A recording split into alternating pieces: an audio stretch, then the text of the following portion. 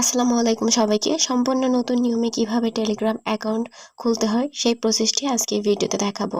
তো প্রথমে আমাদের টেলিগ্রামটা ইনস্টল করে নিতে হবে। তার জন্য প্লে স্টোরে আমরা যাব। প্লে স্টোরে গিয়ে সার্চ অপশনে গিয়ে টেলিগ্রাম লিখতে হবে।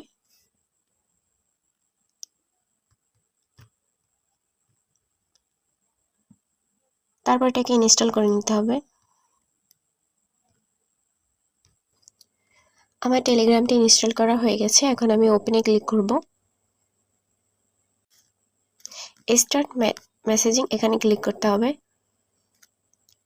ক্লিক করার পর আপনারা যে কান্ট্রি সিলেক্ট করে নেবেন। আমি বাংলাদেশ সিলেক্ট করে নিচ্ছি। তারপর আপনারা আপনাদের নাম্বারটি বসিয়ে নেবেন। তো আমার নাম্বারটি বসানো হয়ে গেছে। এখন ইয়েস বাটনে ক্লিক করতে হবে। কন্টিনিউ।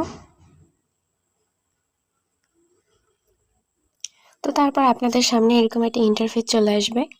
তো তারপর আপনারা সাইন ইন উইথ গুগল এখানে ক্লিক করতে হবে।